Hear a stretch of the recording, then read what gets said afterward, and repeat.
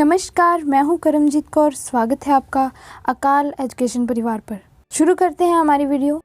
प्रकृति के बिना मानव जीवन कुछ भी नहीं है।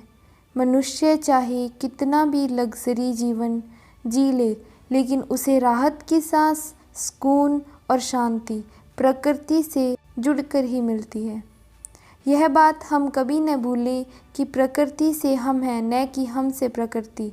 हम यह अक्सर सुनते हैं कि give respect and take respect, तो फिर यही बात हम प्रकृति के विषय में क्यों भूल जाते हैं? जो हम पर्यावरण को दे रहे हैं वही हमें पर्यावरण से मिल रहा है।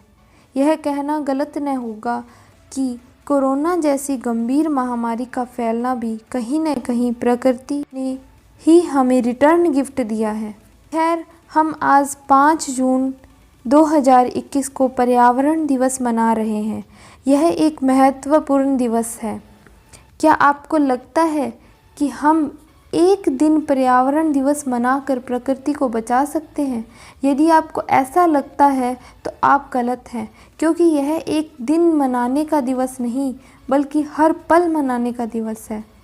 आइए देखते हैं क्यों मनाते हैं हम इस दिन को और कब हुई इस दिन को मनाने की शुरुआत।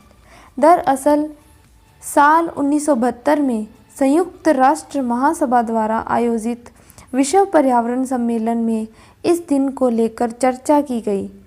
वहीं इसके बाद 5 जून 1974 को पहला पर्यावरण दिवस मनाया गया, जिसके बाद हर साल 5 जून को प्रकृति का यह दिवस मनाया जाता है। हर साल की तरह इस साल भी विश्व पर्यावरण दिवस की थीम रखी गई है और वह है पारिस्थितिक तंत्र की पुनर्बहाली, इकोसिस्टम रिस्टोरेशन। इसी के साथ ही इस साल विश्व पर्यावरण दिवस की मेज़बानी करने वाला देश पाकिस्तान है। पहली बार 2018 में हमारे देश द्वारा पर्यावरण दिवस की मेज़बानी की गई थी। Important fact about world environment day.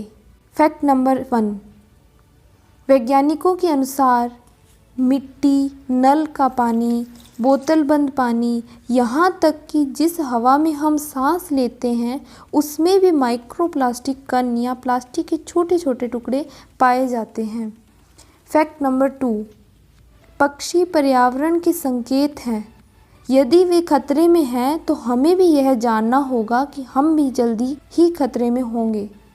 Fact number 3, centre for science and environment की रिपोर्ट की माने तो भारत की गंगा और यमुना नदियों को दुनिया की 10 सबसे प्रदूषित नदियों में शुमार किया गया है।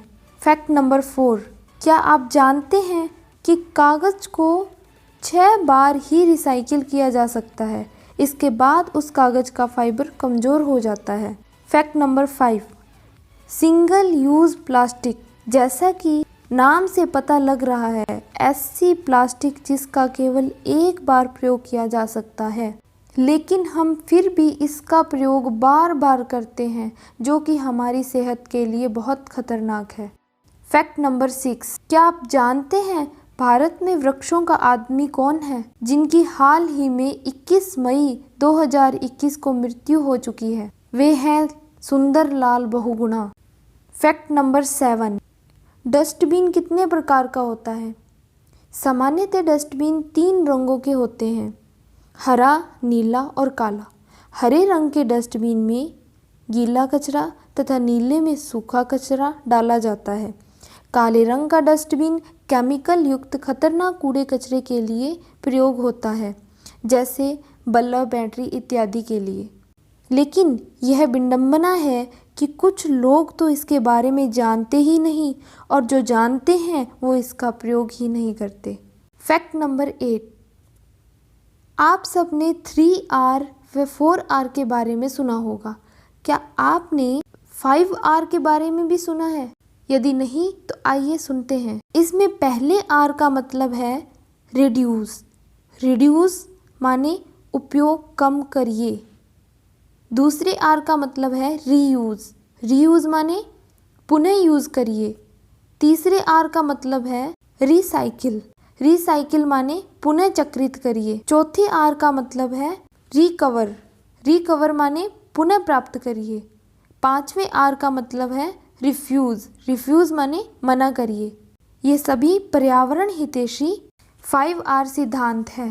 फैक्ट नंबर 9, क्या आपने सोचा है कि पेड़ लगाने से भी पर्यावरण प्रदूषण हो सकता है? तो जी हाँ, एक ऐसा पेड़ भी है। वह पेड़ है यूकेलिप्टस अर्थात सफेदा, क्योंकि यह पेड़ सामान्य पेड़ों की तुलना में 3 गुना ज्यादा पानी सोखता है। साथ ही यह पेड़ कभी भी ऑक्सीजन नहीं देता। अब कभी भी आप पेड़ लगाएं तो ध्यान रखें कि कहीं आप यूकेलिप्टस तो नहीं लगा रहे। फैक्ट नंबर 10, क्या आप जानते हैं कि ऐसे कौन कौन से पेड़ पौधे हैं जो दिन रात हर समय ऑक्सीजन देते हैं? वह है पीपल, नीम, तुलसी, जामुन का पेड़ इत्यादि। फैक्ट नंबर 11, क्या आप जानते हैं एक पेड़ पर 20 लोगों को ऑक्सीजन देने की जिम्मेदारी है और हम एक पेड़ की जिम्मेदारी नहीं ले सकते। तो आइए आज हम फैसला लेते हैं कि हम कम से कम एक पेड़ तो लगाएं और उसकी देखभाल भी करें।